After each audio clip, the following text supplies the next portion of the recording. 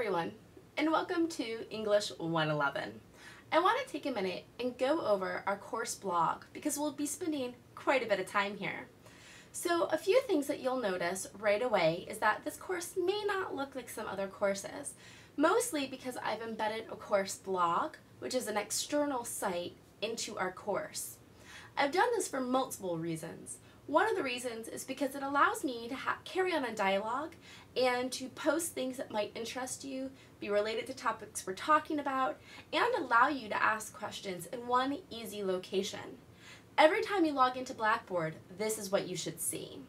Some things that you'll notice on this blog is that we have a general calendar of what is in this area. You'll also see a link for questions, which is the page that we're on right now.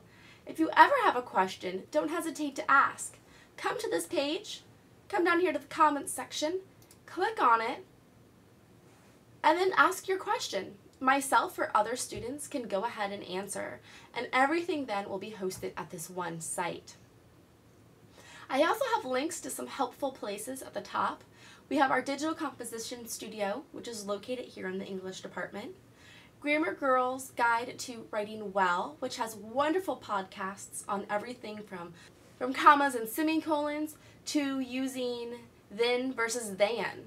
Everything that you can think of is on that site. And then there's also a link to the Consortium Library, which will help you when we do our research projects. If you think of any other link that would be helpful to have here, please shoot me an email and I'll be glad to link it for the class. The next link that I'd like you to pay attention to is the Start Here guide. This is a quick overview of Blackboard and our Blackboard shell. As you notice, it takes just a few minutes to log in. This is something that our IT department and our Faculty Technology Center has put together as ways to help you succeed in Blackboard. Free plugins that you'll need for this class, such as Acrobat Reader and Flash. And how to turn in an assignment.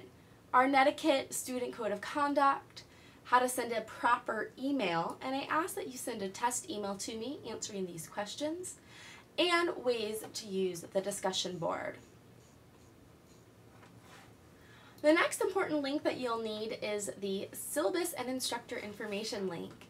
When you're here, you'll see our course syllabus, and that is in the next video, so I won't go over it now.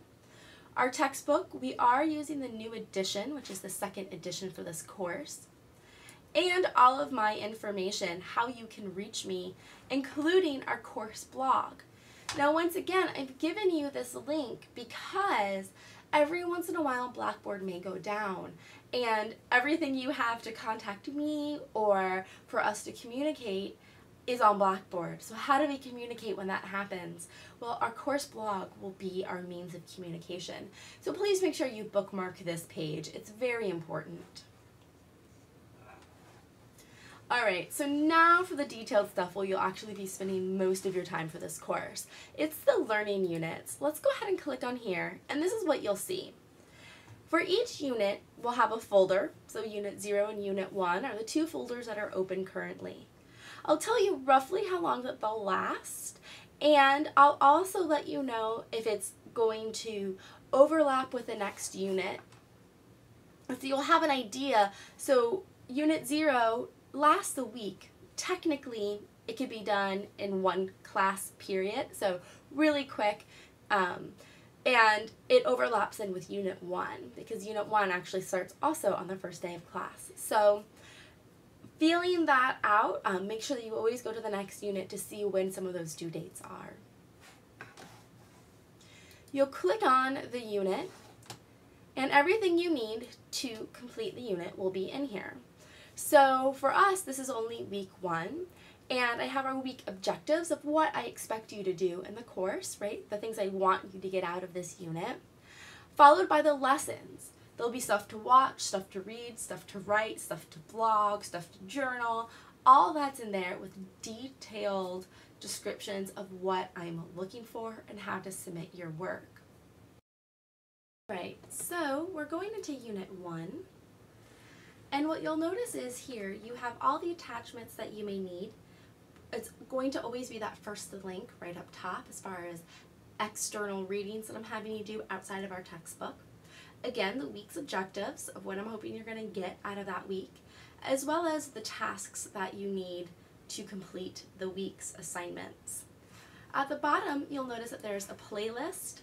Now, often, this playlist, if I just click on it, it usually will take me to a screen that looks like this. And quite often, the playlist does not upload. So I'm going to back scroll here. And what I find is really helpful is I'll right-click on the link itself and open it in a new tab or in a new window. When that happens, it brings me to the YouTube link with the videos that I'd like you to watch. So keep that in mind when you open it up and it doesn't go anywhere. Don't panic. Just try to right-click on it and it should take you to where you need to go. Underneath the playlist, then I have the deadlines. All of our assignments are due either on Monday or Thursday by 10 p.m. And I'll tell you what is due on what days. So this week, everything from here is actually due on Thursday. And there's a little note afterwards because there's a holiday. I pushed everything back instead of making it due on Monday. So next week's assignments will be due pretty soon. So make sure you pay attention to that. You'll also notice here on this watch and discuss section that I have you go outside of the learning units in order to discuss something. Unfortunately, the tools of Blackboard don't allow me to actually embed the link within Blackboard right here in this area.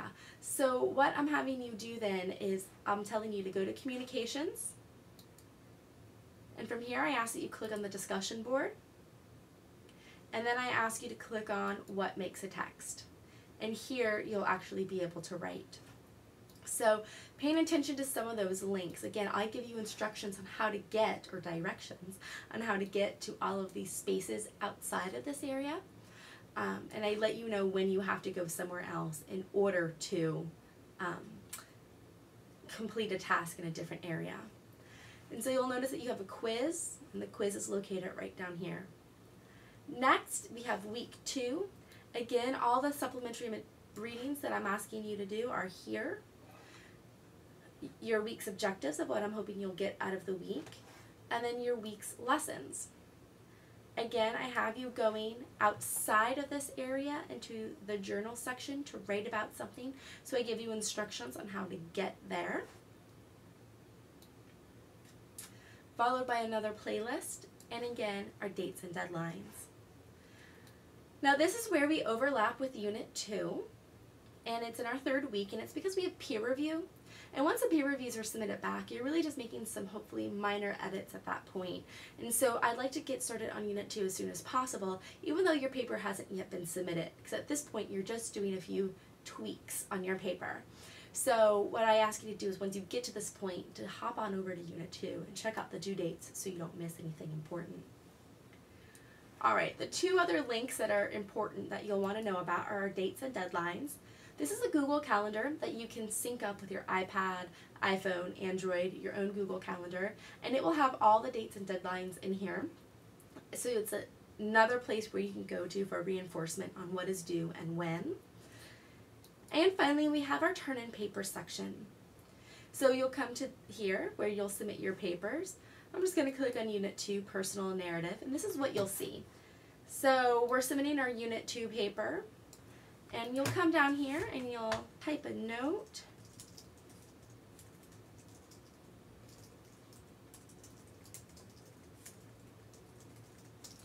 And I'm going to browse my computer, pull up my document. If you hit Save as Draft, the problem that happens is I don't get it. So you have to make sure that you actually hit Submit. Then you'll come to a page that looks like this, where it will let you know that it has actually been submitted. Okay. Once you actually submit a paper, I'll show you how to go back in and find your comments, grades, and things along those lines. So these are the main sections for Blackboard. Everything should be pretty straightforward. I've tried to streamline everything as much as possible.